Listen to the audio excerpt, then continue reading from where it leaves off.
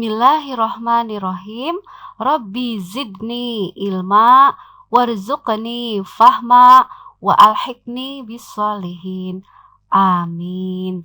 Alhamdulillah, kembali bertemu dalam pelajaran pendidikan agama Islam dan budi pekerti untuk kelas 2 SD Istiqomah Bandung. Kita akan bahas sekarang tentang kisah Nabi Soleh alaihissalam bersama Ibu Erna Hernawati SPD. Bisa dilihat di buku, ada di halaman 96. Kisah Nabi Soleh alaihissalam dan kaum Samud. Nama lengkap Nabi Soleh alaihissalam adalah Soleh bin Ubaid bin Jabir bin Samud bin Amir bin Iram bin Sam bin Nuh. Ayah Nabi Soleh alaihissalam adalah Ubaid. Nabi Soleh alaihissalam merupakan keturunan Nabi Nuh alaihissalam. Nabi Soleh alaihissalam memiliki kaum yang bernama Samud. Kaum Samud adalah nama suatu suku yang tinggal di suatu dataran bernama Al-Hijr, daerah yang terletak antara Hijaz dan Syam.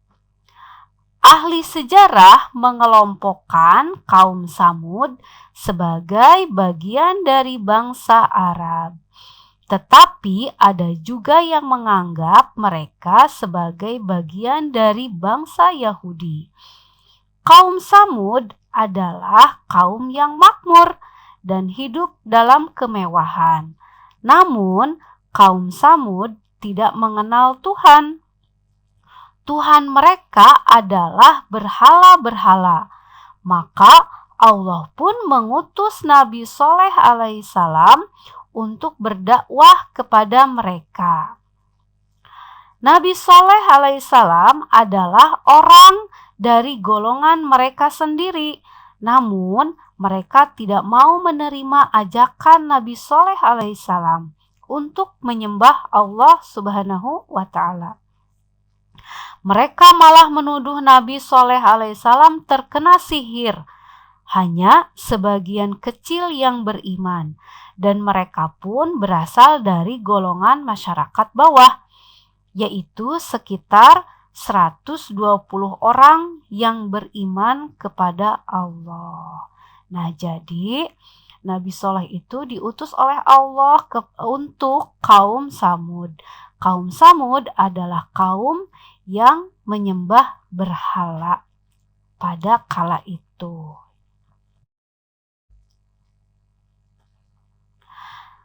Sekarang kita lanjutkan mukjizat Nabi Soleh alaihissalam.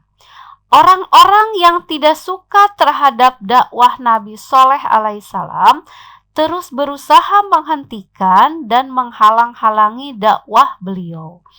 Mereka pun meminta Nabi Soleh alaihissalam untuk membuktikan kenabiannya dengan memperlihatkan mukjizat kepada mereka.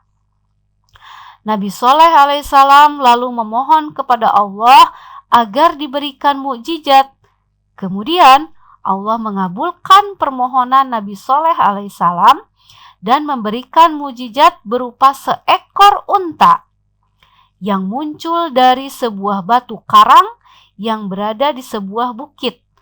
Namun, hal ini tidak mengubah kedurhakaan mereka. Nabi Soleh alaihissalam pun berpesan agar untanya tidak diganggu dan dibunuh dan dibiarkan mencari makanan dan minumannya sendiri. Namun, mereka tidak senang dengan keberadaan unta Nabi Soleh tersebut. Akhirnya, mereka membunuh unta Nabi Soleh alaihissalam dan menantang diturunkannya azab kepada mereka. Mereka tidak beriman kepada Allah. Mereka melanggar perintah Nabi Soleh alaihissalam. Jadi, mukjizat Nabi Soleh alaihissalam itu adalah seekor unta yang keluar dari sebuah batu. Padahal unta ini memberikan manfaat untuk kaum Samud itu. Tapi justru ada sebagian dari mereka yang tidak suka dengan keberadaan unta tersebut.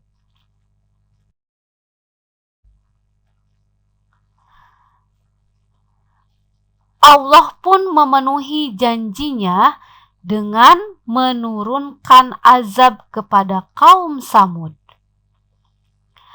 Nabi Soleh alaihissalam memberitahu kaumnya bahwa azab akan datang dengan didahului oleh tanda-tanda, yaitu di hari pertama ketika bangun tidur, wajah mereka akan berubah menjadi kuning, di hari kedua berubah menjadi merah, dan di hari ketiga akan berubah menjadi hitam. Dan di hari keempat akan turunlah azab yang sangat pedih.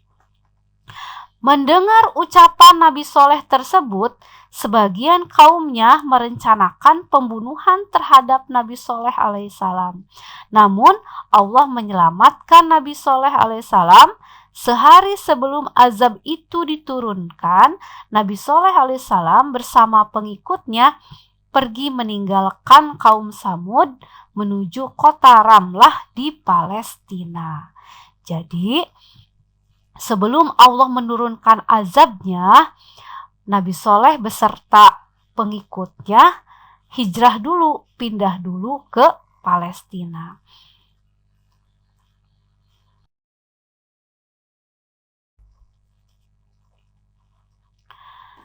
Sementara itu, kaum Samud hancur dan binasa oleh azab Allah, yaitu halilintar yang mengerikan disertai gempa bumi yang sangat dahsyat. Tak ada satu orang pun yang tersisa dari mereka yang durhaka.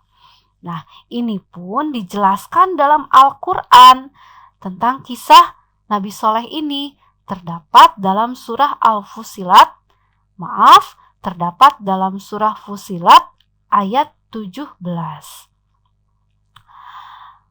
Bismillahirrahmanirrahim. Wa amma samudu fahadainahum fastahabbul ama 'alal huda fa'akhadathum sa'iqatul azabil huni bima kanu yaksibun.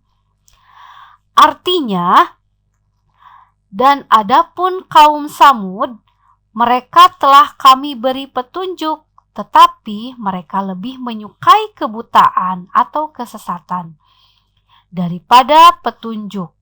Maka mereka disambar petir sebagai azab yang menghinakan disebabkan apa yang telah mereka kerjakan. Nah, itulah bukti bahwa janji Allah adalah benar. Kejadian yang menimpa kaum Samud adalah contoh bagi kita bahwa siapa saja yang ingkar kepada Allah, maka Allah akan menurunkan azab kepada mereka.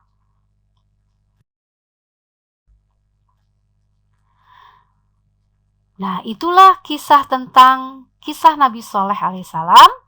Jadi, kita bisa beri kesimpulan dari cerita tadi. Yang pertama, patuh dan taat kepada perintah Allah Subhanahu wa Ta'ala dan Rasul-Nya merupakan kewajiban seorang Muslim. Jadi kalau Allah memerintahkan untuk mendirikan sholat, kita harus sholat. Allah memerintahkan kita harus berpuasa pada bulan Ramadan, sebagai seorang Muslim kita harus berpuasa.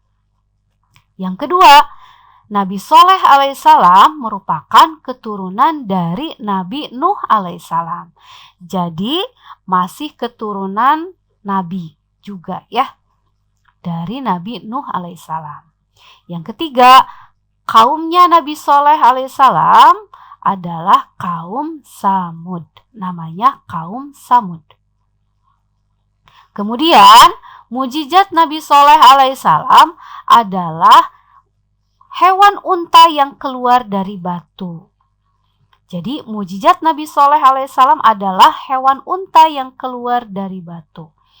Kemudian yang terakhir, orang yang ingkar kepada Allah Subhanahu wa taala akan ditimpa azab yang pedih dan dahsyat.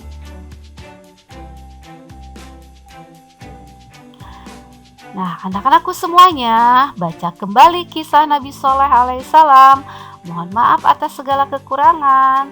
Terima kasih, sampai jumpa. Wassalamualaikum warahmatullahi wabarakatuh.